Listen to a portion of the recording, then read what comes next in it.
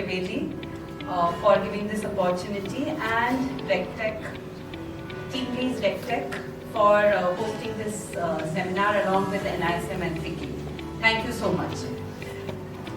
So before we begin, I think a good tone has been set by the MD-BSc. He's given a good background of how we evolved and how we all got here. For our chairperson, technology, and rightly so, is very important. In fact, she says in one of the recent speeches, she says one of the main role of SEBI is capital formation, and SEBI is facilitating that by leveraging technology. I've been part of SEBI for a long time, 21 years, and I must say the regulator along with market infrastructure institutions have played a significant role in achieving it. Precursor to this was already given by BSc MD, and even in last 21 years I feel we have come a long way. I mean, he put out a lot of things which has been achieved by market infrastructure institution and the regulator together. Now, without going into the background of that, let me start by taking some views from all the people who are present on the stage. So if I were to count the significant steps taken, they would all be in terms of technology. We are far ahead of a lot of jurisdiction in the way technology has evolved, and we've always taken the lead, whether it is dematerialization, whether it was introduction of T+2, T+1, now heading into T+0. I think we as a country has taken lead and we have known for it. If I were to ask my fellow panelists what would be the most significant technology achievements which they have seen in their careers, I would start with Mr. Vishal Gupta. Sure. Thank you, Richa. Good morning, everyone. It's a privilege to be here on the dais with such esteemed, colleagues. So, in terms of what we have achieved as part of, technological advancements, while initially it was more around digitization, but then gradually it moved from not just digitizing the records, but it moved over to digitalization, as we call it, which is more about automating the entire complete workflow and realizing reaping the benefits of end-to-end automation, what we used to call as the straight-through processing. And if I look at it, 22 decades back what we were and now what we have achieved. In fact, in the last 2 years, we went live with one of the most innovative technology platforms. We also explored the distributed ledger technology, the blockchain platform for the corporate bond market issuance. So that is, I think, one of the phenomenal things which happened to our Indian market actually. So we are not just looking at the conventional technologies, we are looking at new technologies, and as we speak, there are a lot of new use cases which are being worked on in the AI/ML space also, in terms of identifying patterns with respect to any surveillance or inspection that we do.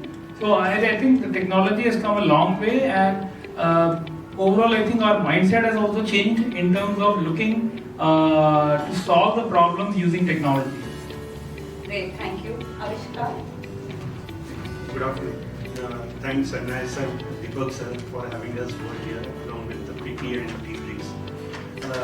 See, if you look at the way exchanges are there are multiple verticals, two major verticals. One is the business side, second is the regulatory side.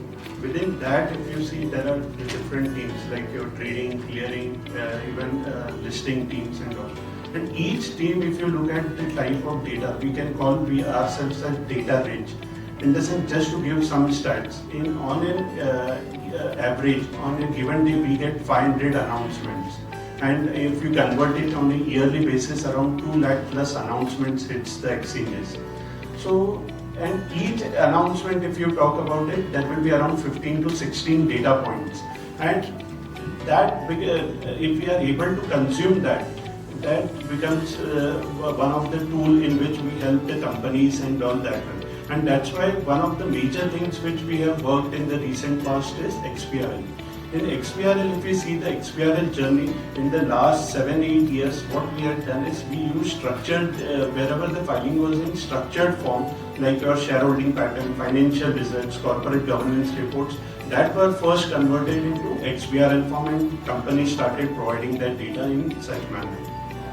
Then in recent past, what we have tried to do is we moved into the unstructured data part, where say example, when a company gives an announcement, they give multiple sets of information, but it was always in paragraph form and that's why it always came in PDF method. So what we have tried to do is that we, along with the other exchanges, have tried to create a format, discuss it with the industry first that okay, for a, say example, an announcement relating to acquisition, this will be the format in which you will have to provide. Whether there will be any disturbance at the company's end, at other, say, system levels and all that. And after that consultation process is complete, we have brought in XBRLs. So as on now, if you look at data, in the sense if we have to compare year on year, 2-3 years back, around 25% of our announcements or data was in XBRL form. Today we are almost touching 70 to 75% of data in XBRL form. And that's the major change or where we are working on. And once the advantage, in the sense, one part is okay that we start taking data in XBRL form. Second part is where once we get that data, how do we do our analytics, how we help the corporates to do compliance is where we are currently working on. We don't want to be like a police who will catch after non-compliance is done, but help people avoid that non-compliance. So that's where we are working and using technology. Thank you, Avishkar. I'll come back later. So, Vishwa. In the last 25 years, we have seen significant change. I remember we used to carry settlement on weekly basis, now T+1, and now we are here for T0. T0 is already there in limited way, but we are moving towards real time. And second thing that we observed in the last 25 years is the automation. In every process, there is a significant change in automation. One of the areas that I can explain is, since I am from the IT background, is automation of DR activation. Earlier, we used to take almost 4 hours to activate our DR, but with the adoption of automation and latest technology, everything is automated. Most of the things which individuals used to carry are now part of our system process. And now we are able to shift our systems to DR and run our services from DR within 45 minutes. So that is a significant leap that we achieved in the last 3 years. And we have been consistently demonstrating all MIS, basically all MIS are demonstrating consistently that they are able to shift their services to DR within 45 minutes in case of any emergency. There are DR drills which are carried on quarterly basis. That is one area. In last 5 years itself, we have seen significant growth in the volume, and we are able to handle almost 5 times the volume, 5 or 10 times the volume that we used to handle 5 years back, and now we are able to achieve all those things. And same is the case with all emails, I suppose. As far as automation is concerned, one of the significant steps that we have undertaken along with regulators, that is SEBI, is automation of inspection process. So that is also undertaken, and development is commenced, and probably during the course of discussion we can discuss that. Renu. Yeah, thank you, NISM, TeamLease and FICCI, especially Mr. Deepak Trivedi ji, because I worked with him when he was in MIRSD also, and he always spoken about how can we do automation and do inspection sitting in our office instead of going to broker's office. So as BSc MD also initially in the beginning said that the technology coupled with regulation has actually evolved the markets. and which is very true because we have seen this past many decades. And if I also talk about my journey in NSE and within the securities market, we used to go to broker's office annually once, do inspections, take data, crunch the data, then we'll come out with some of the non-compliances and suggestions that how you should be improving the compliance. Because ultimate objective for all of us is that we should protect the interest of investors. But today, how it is happening, way back almost last now 2-3 years I would say, the data is loaded by brokers on a daily basis. So when we started this, it was again, resistance always comes whenever any new regulation will come. So resistance came that how can we upload the data on a daily basis for lakhs of crores of clients, because the data we get on a daily basis almost 6 crore plus. So again, it came that back office are not tuned, we are not updating everything on a daily basis. But when you actually give any new regulation and you imbibe in you, then it happened. So today we get all this data on an online basis. This is comprising of almost 8.5 crore clients, and out of which whatever number trades on a daily basis. And we have developed, like when we talk about automation, we have developed various large scale online systems, because again, the client asset is the foremost concern. So when I get money from a client, and the client who's trading with me, which means a broker, then that money should always be safe. So therefore, a couple of alerts we generated, we are actually developing and developed a lot of online systems, which gives us early warnings on a daily basis that here there is a need for you to look at. But there are still many things which brokers need to look at so that false positive alerts are not coming. These systems will not only throw us that client assets are safe, but will also tell us that brokers are behaving within the regulatory framework which has been defined. You know, in last 2-3 years, a lot of structural changes have come in securities market. When we talk about securities, to the extent securities are safe, I would say, because now the security remains in the client demat account only. It doesn't move.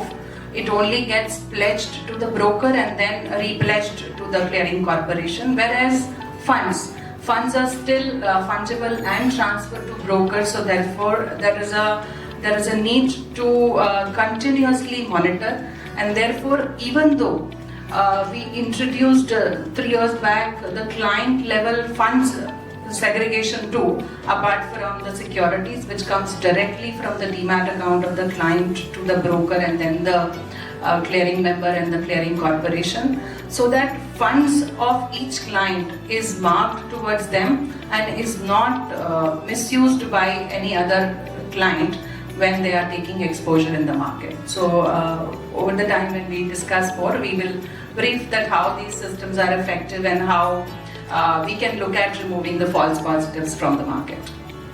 Thank you. Given that brief introduction, I'd like to come back to you, Avishkar. Though you highlighted some of the things related, how you get a large number of alerts, and it's humanly impossible, no matter how staffed you are, to address this. So you have taken steps towards, automating it, introducing technology, helping your people do it. Human intervention obviously is a given, that without it, it cannot happen. But do you think any of these technological tools can be leveraged from the other side by investors to make decisions? Because so much is available. As much as you have done, you've automated, you've analyzed these alerts, these have helped you. What are the tools that investors can use to make better decisions? So this front, I will just go in depth in the sense what all we have done in the recent past.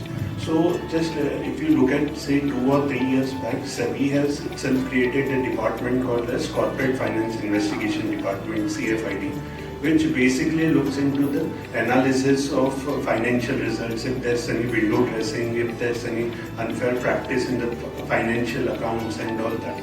On the similar lines, exchanges also created similar set of departments. Now, as I said, in the first part, we started receiving the data.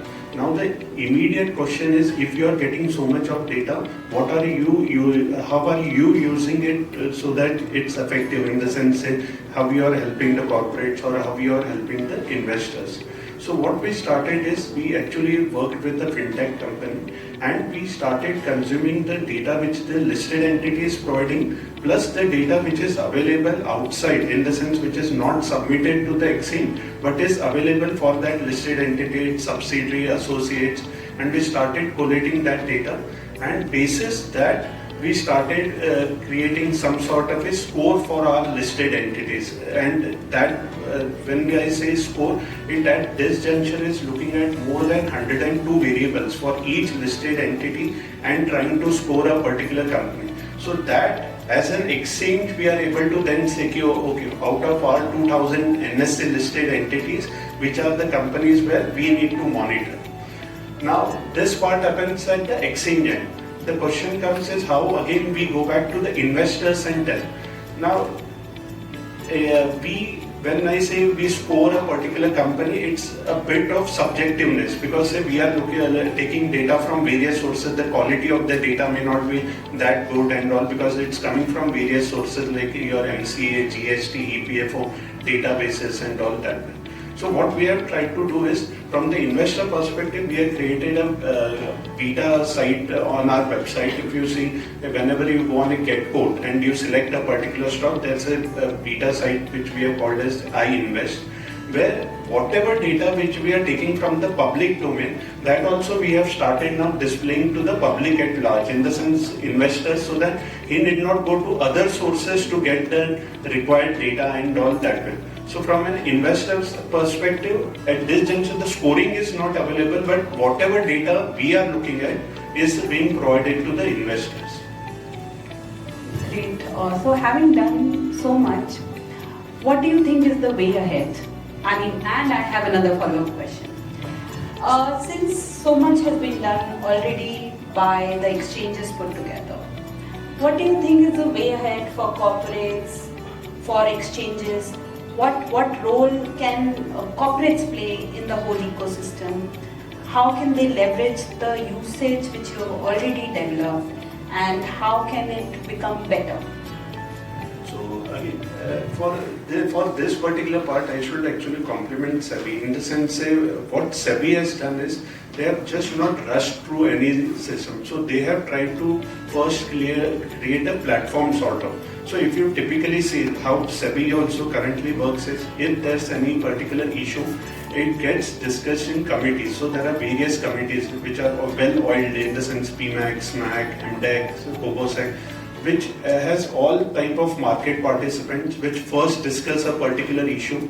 Once that issue is discussed in detail, it goes for public consultation, then it goes to SEBI board, and in the SEBI board minutes also you get to know what is that particular rationale for a particular topic and all.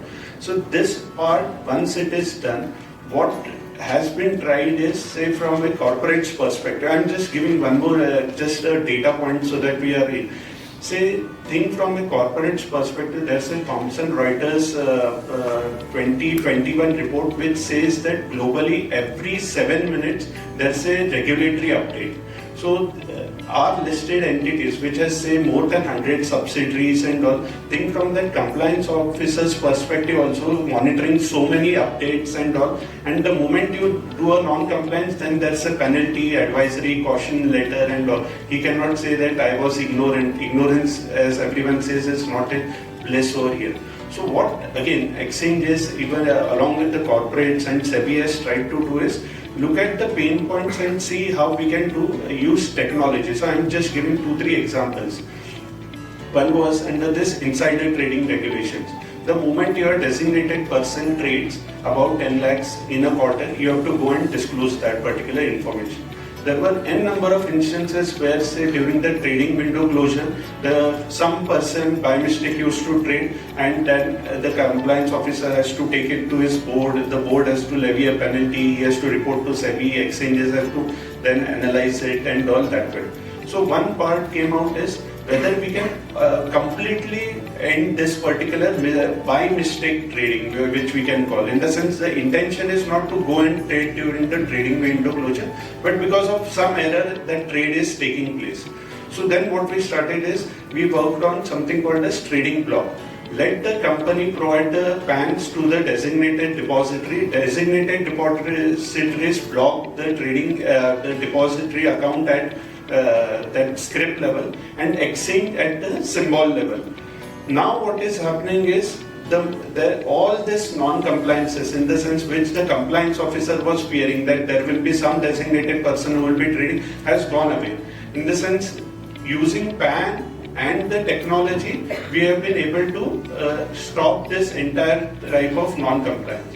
Now when I said trading block, I'm just expanding a bit so that you all also know how much it's impactful. In the sense, when I explain the trading window part, everyone will say it's a simpler thing. Now let me throw you some data. On a given day, at the peak level, exchange gets around 28 crore trades, 1,700 crore order messages, order entered, modified and cancelled. And there are 8 crore UCC. The moment I say I am implementing something as a trading block, I am a designated person in XYZ, every order of mine goes and cross-check, and then they say that, okay, if I am a designated person in XYZ, this order will get cancelled. If I am not in ABC, my order has to go. So every check, in the sense, for such a large data has to be implemented. And without technology, this would have not been possible. And that's one of the good examples where, using the technology and the regulations, we have been able to help the compliances at the corporate end. There are similar type of other examples also, but this one was a bigger one where actually we had challenges on how to handle so much of because say if you multiply only NSE listed companies, 2000 multiplied by approx 10 designated, we are looking at a huge number of PANs which have to be monitored on a daily basis. Coming back to what you have described it, so corporates, in order to have compliance, would have to play catch up. Yes. Thank you. Moving on to Mr. Gupta. So Vishal, I understand this blockchain technology is the first of its kind in India, used in the regulatory space. So what was the thinking behind using this technology, and whether any global precedence is there for such a technology being used in regulatory space, and what are the benefits, which you as an organization saw, and for you to use this technology? We've heard a lot about blockchain, we've heard, not in a very positive space per se, it's used in a negative connotation, but to be used in a positive way, it's a big step. So how did you come to that? Sure. Interesting one. See, sometimes when we talk, or most of the times when we talk about distributed ledger technology, the first thing that comes to our mind is cryptocurrency, Bitcoin, and that's what kind of puts us off, right? But what we are talking about here, and those are what we call as public blockchains, right? And where you have other considerations of energy consumption, or the fact that you are building a public blockchain wherein the security aspects of cryptocurrency come into picture. But the particular thing that we are talking about here is a concept which we call as a permission blockchain, which is wherein the parties who are part of the network actually. So if I were to say that when we were actually presented this particular use case, so this whole conceptualization was actually done by your team. SEBI had done the conceptualization of this particular use case, that we should be delving into the debenture issuance, security and corporate monitoring as a specific use case, to see how the entire life cycle of debenture issuance, right from the asset creation, mapping of the assets to the debentures, then generation of the due diligence certificate, generation of the listing certificate, and so on, right? See, again, primarily this was not in the core trading or the settlement space. This was again something which was away from the secondary market. It was focusing more on the primary market. So we did not have any specific precedents when we actually took up this case. There were certain proof of concepts that had been done till date across globe. Euroclear CSD, which is one of the leading depositories in Europe, or for that matter Clearstream, and even the DTCC in US, they had done more of proof of concepts, focusing on very specific use cases to prove the worth or merit of this technology. But there was no full-blown case. The Australian depository had also embarked upon an initiative around 5 years back, but even they had not tasted success. So there were certain, so we looked at all those reports while we were also, deliberating whether we should go with, the conventional centralized technology or we should adopt decentralized. Two of the things which took, the center stage of our consideration. First was the fact that we are not re-engineering any existing system here. Because the moment you think about re-engineering any existing system, this means that there are certain existing gridlocks, there are certain existing bottlenecks in the system, post which you can have a seamless integration to this entire, actually the nodes, the blockchain nodes as we call them. So see, we were taking more of a greenfield approach as we call, that starting from scratch. Second is, this particular platform is not like a very, it's not supposed to be a very high performant or a low latency platform. So keeping that in mind, that it was focusing more on the institutional market, right? It was a good use case. The only caveat there was that we were looking at a technology which was expected to be very costly.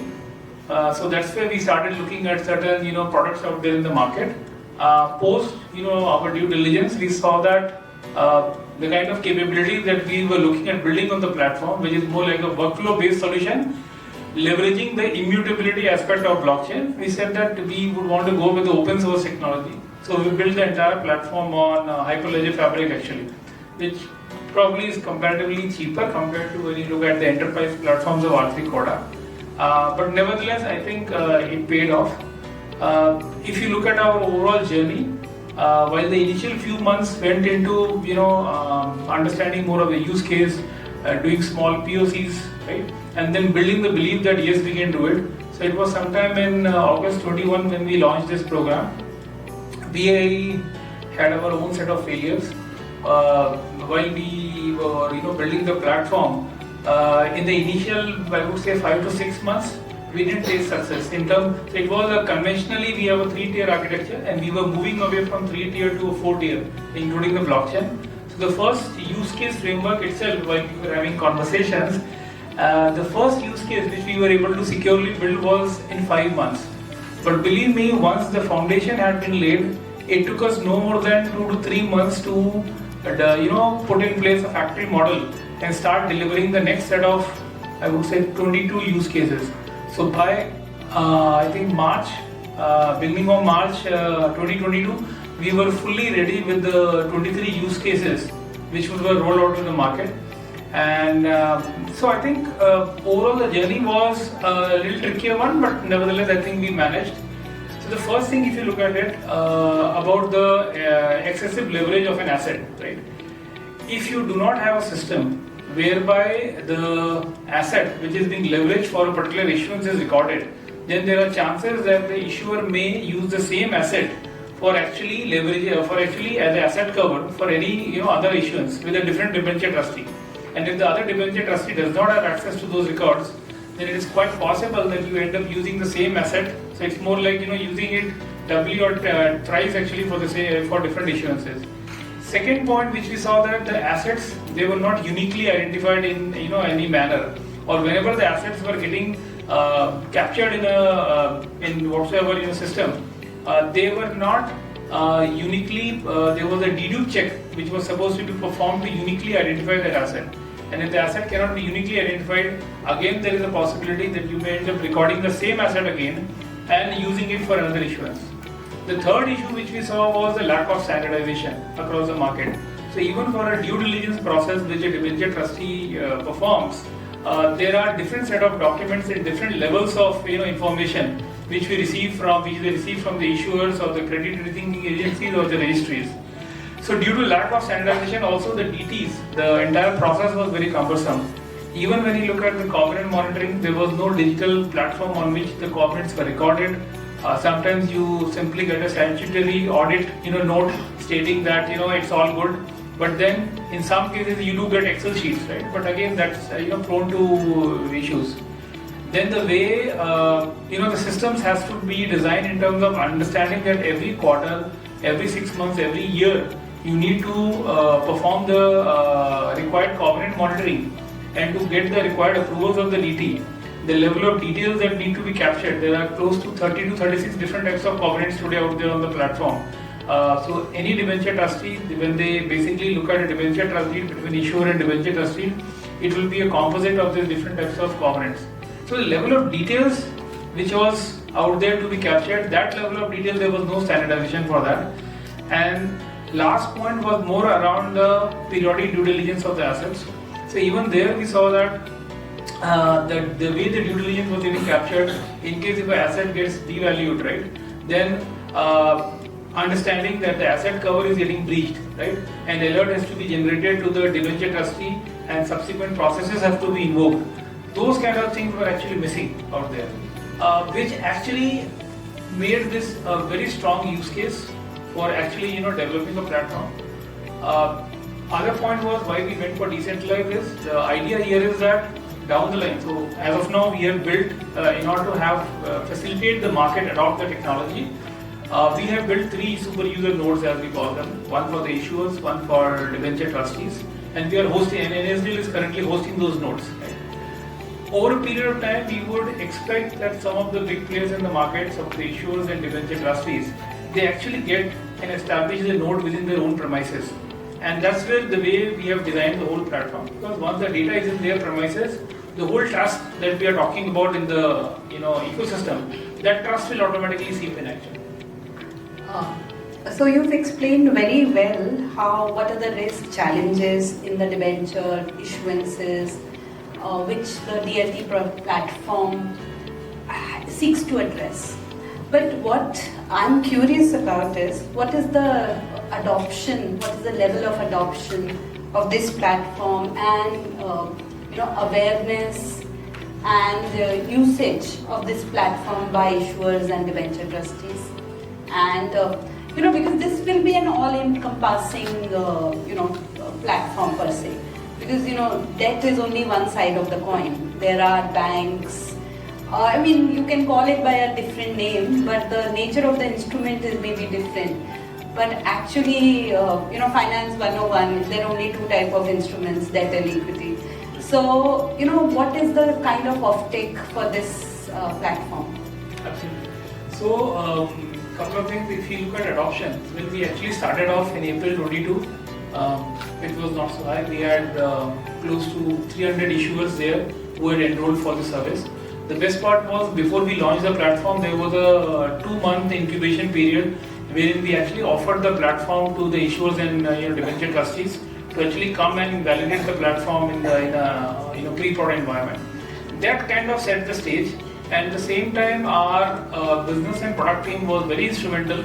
There were a number of road shows organized for the entire issuer and the debenture trustee community.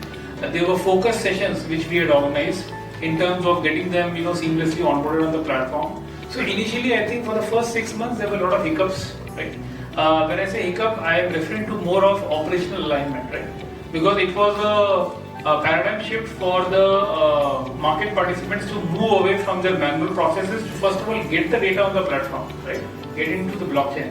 That itself took 6 months for us because while users were getting enrolled, but the way they were using the processes, right? Even if you talk about encumbrances, right? The way the encumbrances got recorded on the platform, there were different processes, and it was resulting in excessive encumbrances being recorded on the platform, which eventually led to issues when you actually start getting charges on that, right? So what we realized was the initial set of 23 use cases, capabilities that we had offered, we had to actually expand that with a very specific operational module, which was more focused on how do you basically modify the valuation. How do you basically modify asset encumbrances? Some of the issuances which were initiated, they were faulty. So we had to put in place a process by which you can cancel your existing issuance. So initial 6 months period was a bit tricky. The market got used to it. But the best part is 2 years down the line, as we stand today, we have close to 93% of the secured and unsecured issuers on the platform. With around 92% of the listed securities, they have been mapped to the assets by the issuers, and around 96% of these asset mappings to the issuance, they have been actually approved by the debenture trustee. And for the sake of everyone, only when the annexure A or the due diligence certificate gets issued, only then the security actually gets activated on the deposit. So this itself is a testimony to the fact as to what we have accomplished. So over and all, I think when you look at adoption, it was gradual, but I think with associations like the Trust Association of India, with the communities that we formed over a period of time with the issuers and debenture trustees, I think gradually the faith was built, and I think to some extent, I think for such initiatives you also need to have the regulator by your side. So I think the partnership model paid off very well. Because there were certain things which we had to put in place. We had to guide the market, that not just a soft guide, we had to guide them to actually come on the platform, realize the merits, because change is something which is does not come so easily.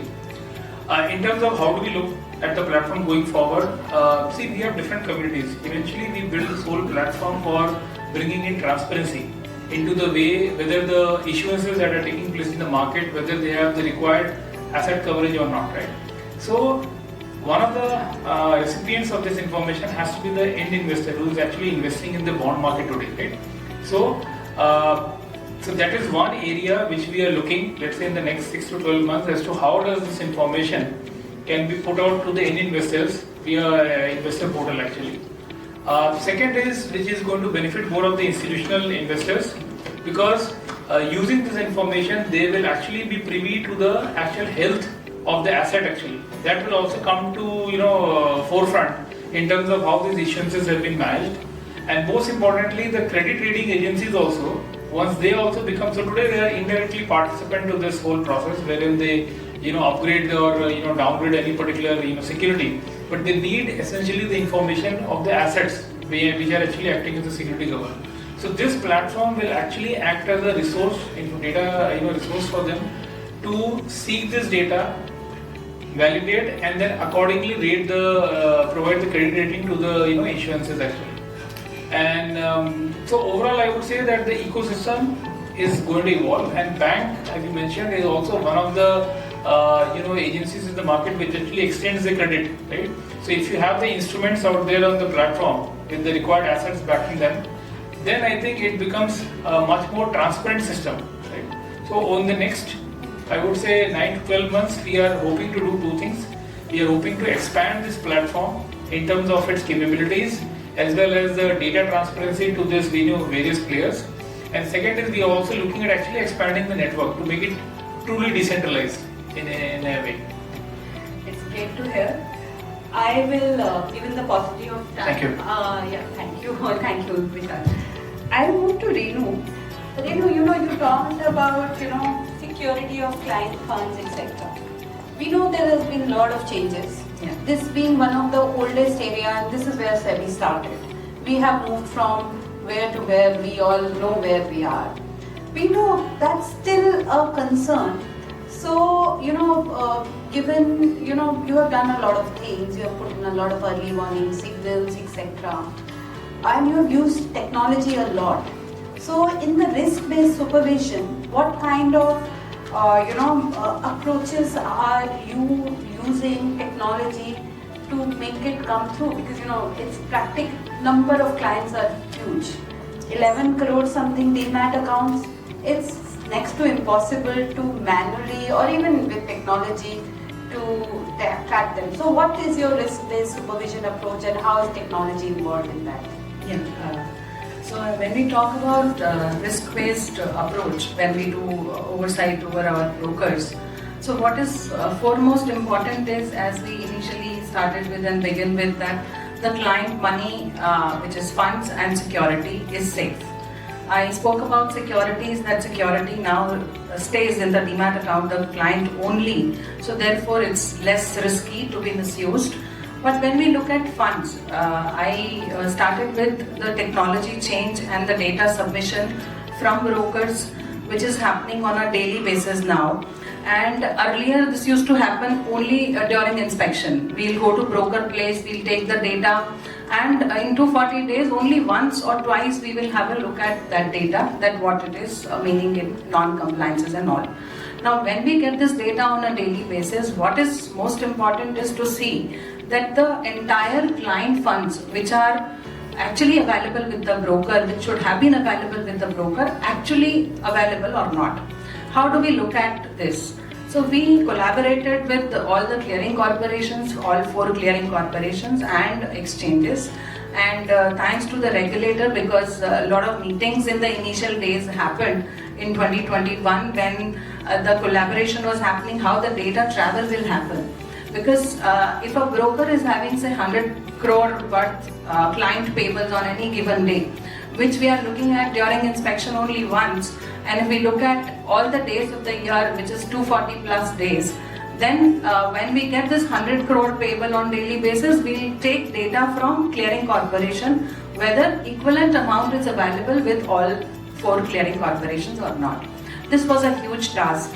Looking at all 1100 brokers on a daily basis and see that the amount is available was a huge challenge and a task, which we implemented, and on a daily basis we started generating the alerts and started sharing with brokers. Now brokers also know that daily we will be firing them with the number of alerts if the reporting is not right. And I would compliment brokers also because there was huge actually errors in the data reporting, which has actually been corrected over the time while we have done a lot of training programs, webinars, education to the brokers staff, which has led to really reduction in false positive alerts. So one area where we look at the client payables are intact on a daily basis instead of looking at on a yearly basis once. You can imagine the drastic change which has happened in this space. And second is, when client has given money, as MD also said, BSc, that the money has to be with the broker, plus client should know what's happening in his account. So therefore the quarterly settlement provision was always there. But there was a change in between when we said that all the funds should be settled only on one single day, which is first Friday of the quarter. And you won't imagine that the first time it was happening in October 2022, it was a hue and cry in the market that no funds can be settled on one single day. We can't settle 1.5 to 2 crore investors where the amount needs to be transferred. We all stayed overnights, all the exchanges, including SEBI. In fact, Mr. Deepak also was part of this initiative, and he in fact was on the phone till midnight, and brokers were struggling to transfer funds. We spoke to banks. If banks are here, they would know that please keep your staff and they should facilitate all brokers to transfer funds.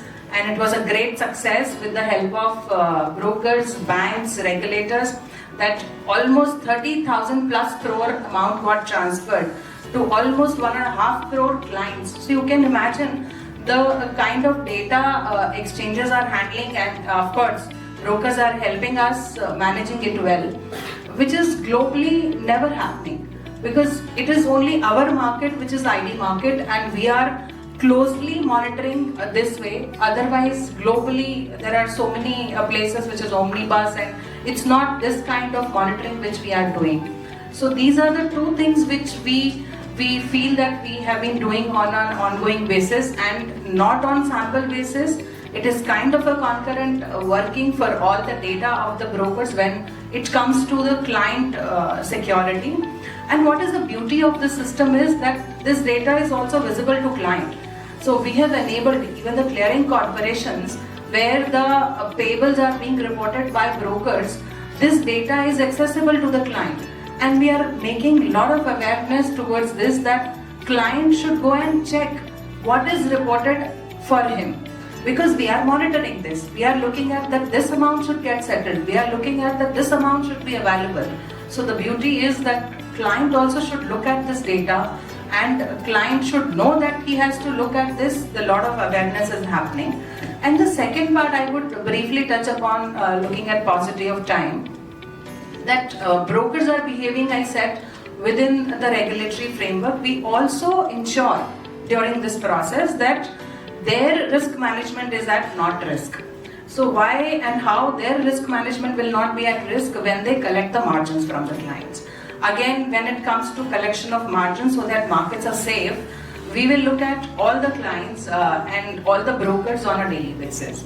So this exercise also earlier, if exchanges are here, we used to go to broker's place, we will look at 500, 400, 200 samples, and in a year. And when we are looking at frequency of once in 3 years inspection, you can imagine what kind of supervision was there and now what is happening. Today, again 1100 plus brokers, and again these many clients which we talk about, unique investor 8.5 crore, and when I look at margins on a daily basis, which is end of the day and peak margin, it comes to around 60 lakhs average clients on a daily basis.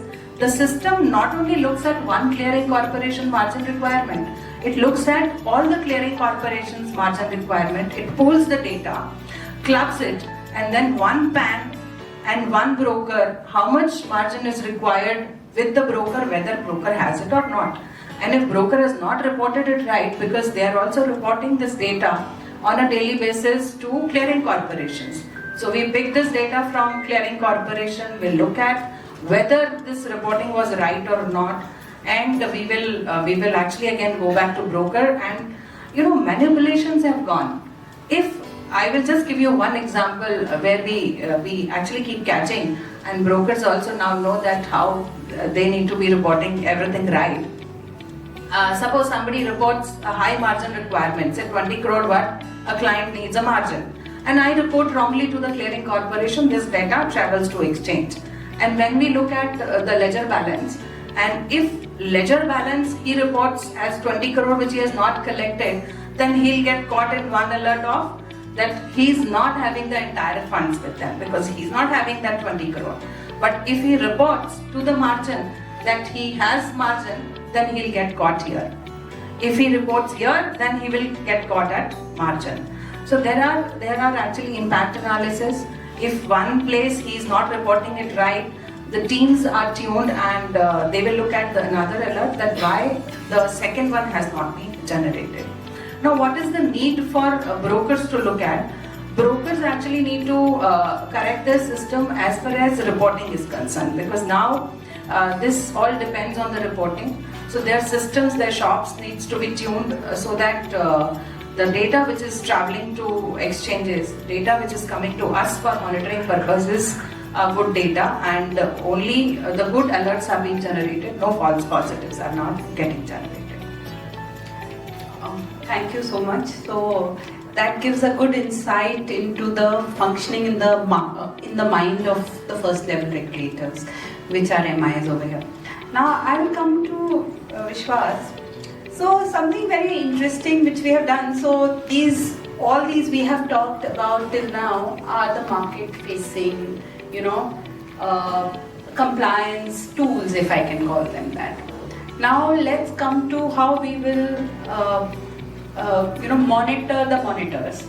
So coming to that, Vishwas will give us some sort of insight, of how SEBI is going to monitor the monitors, because they are essentially all the MIIs are quasi-regulators, but they are also regulated. So how is technology being leveraged to do that monitoring?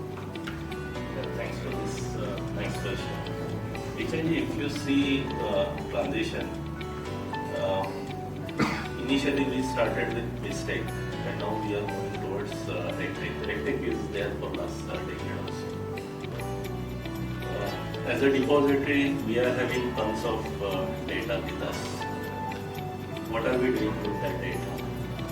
Now we are generating different sorts of alerts for the consumption of our depository participants. We are giving and generating alerts for taking action by depository participants. Now coming back to your question, the regulators are reviewing the MIS. So basically we have started our journey in building a system where SEBI inspection team will provide questionnaire. They used to provide pre-inspection questionnaire, and then we used to collect information. Our compliance team used to collect information, and they used to share with the inspection team of SEBI. So now this entire process is getting automated. So automation is a buzzword. Entire process is getting built in the system. So what we have done essentially is whatever those set of rules or whatever set of information that is required by the regulators, those data sets are identified and now they are part of our system. So at a regular interval, the depositories or NIs will feed that information. So we have created master questions, master answers. So all teams across organizations will log into this particular portal internally within the MI app, and they will feed information. And that particular system is now made available directly in the real-time online basis to the regulator. So as and when the required regulator can log into this particular system and see what is going on within this particular organization. Now, as a next step, are we generating any alerts for the consumption of organization or for regulators? Answer is yes. So we are generating alerts for the consumption of regulators as well as for the internal consumption. So that is the state of system as of now. So this particular system is pilot is already started, so we can see good things coming this. So, what kind of technology have you used for implementing this particular thing? Because I'm sure you as depository, between both of you, between you and NSDL, you have a large number of accounts. So the data is huge. So what kind of technology are you using for achieving the purpose? Because these are not sample analysis. These are analysis of the whole data. So basically, in MI, you will find different sets of systems. Now, this particular portal, we have used latest .NET technology with SQL Server. So as a portal, SQL Server along with .NET technology will facilitate dissemination, feeding of information, everything is there. But there are different set of systems, like from HRMS we have to pull certain information, then arrive at certain data points and then feed it to this particular portal.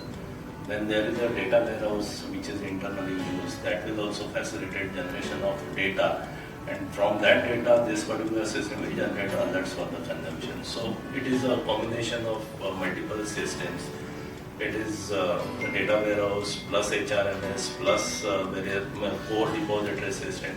And then this particular portal will facilitate centralization of that information for the consumption of regulators as well as for the various departments within the MI. Thank you so much. I hope the panel discussion was very enriching. So the buzzword for the regulator is no longer sample analysis for supervision and compliance. It's the whole universe. So I think that's possible because of technology, and we and our panelists have demonstrated in various fields of how technology can be leveraged and this can be achieved. I hope this session has been useful. Thank you so much.